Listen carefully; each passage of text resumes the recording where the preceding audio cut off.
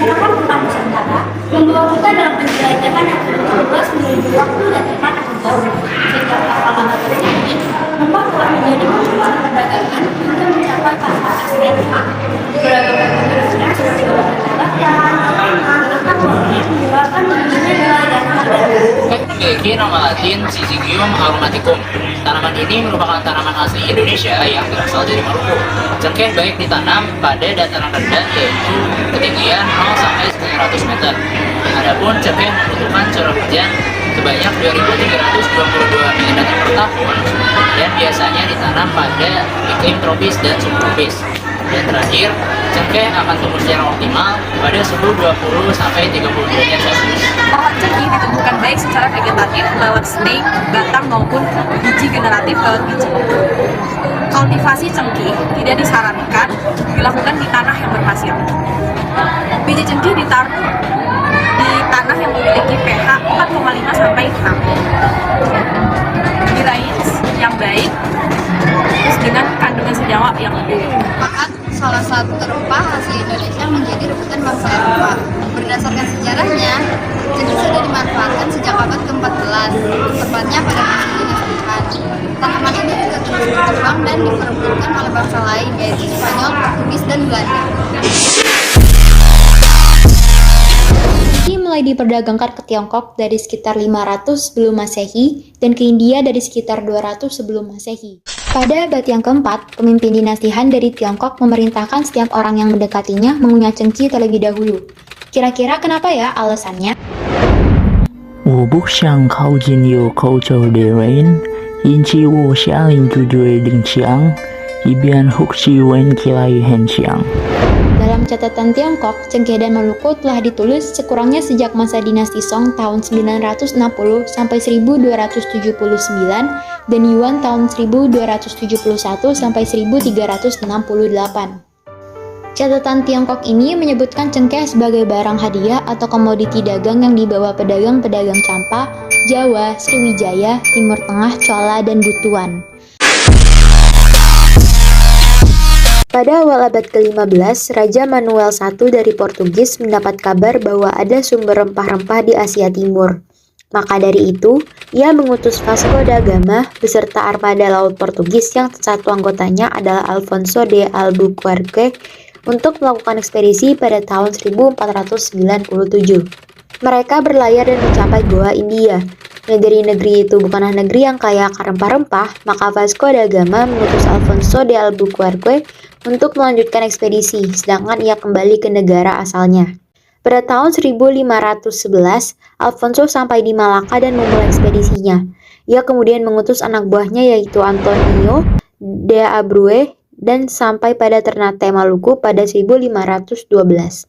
Barulah di sana Antonio yang menemukan rempah yang kita kenal dengan nama cengkeh.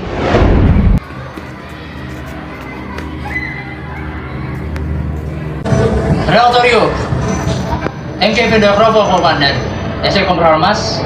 Sí, compra todo. Awal dari cengkeh. Oh ya, boleh, silakan.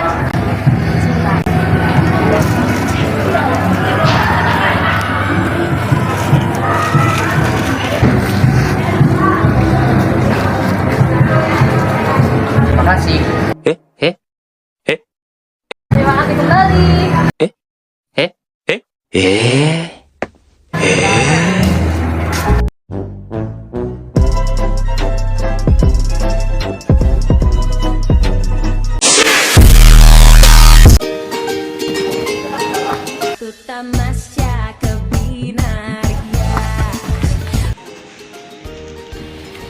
Apaan tuh? Apaan tuh? Apaan tuh? Apaan tuh? Cuk, kok tau gak sih nggak kan? Gue kan nanya, kok lo nggak nanya balik sih? Ya kan gue juga nggak tahu ini apaan. Gimana dong? Nah kalau kita tanya ke orang yang lagi tua, ya juga. Yuk cari yuk. Ayo.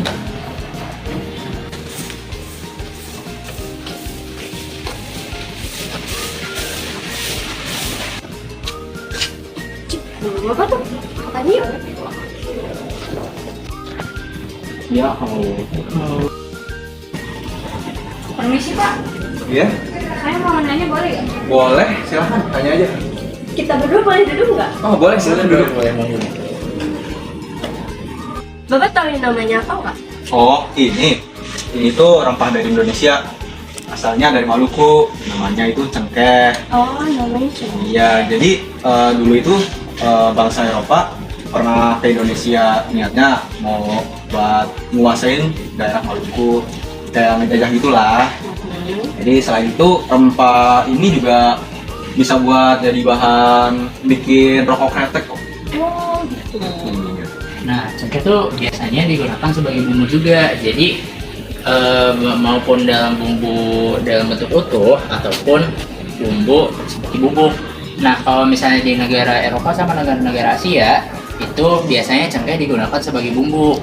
Nah, kalau di Indonesia sendiri, benar yang dibilang sama Mas Bro. Jadi cengkeh itu digunakan sebagai bahan utama pembuatan rokok kretek.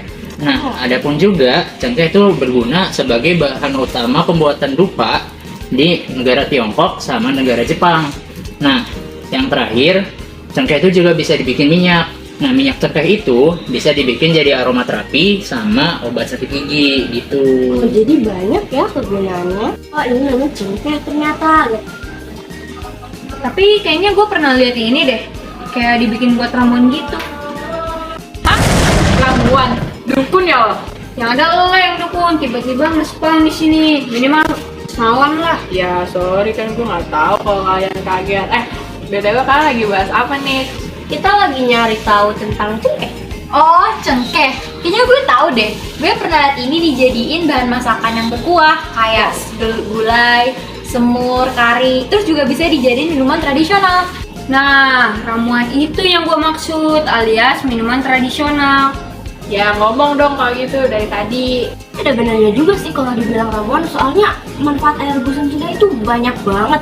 Mulai dari mencegah kanker, menurunkan kadar gula darah, mengobati sakit mah, melancarkan pencernaan, dan yang paling spesialnya lagi kalau buat cewek itu bisa jadi pereda nyeri haid.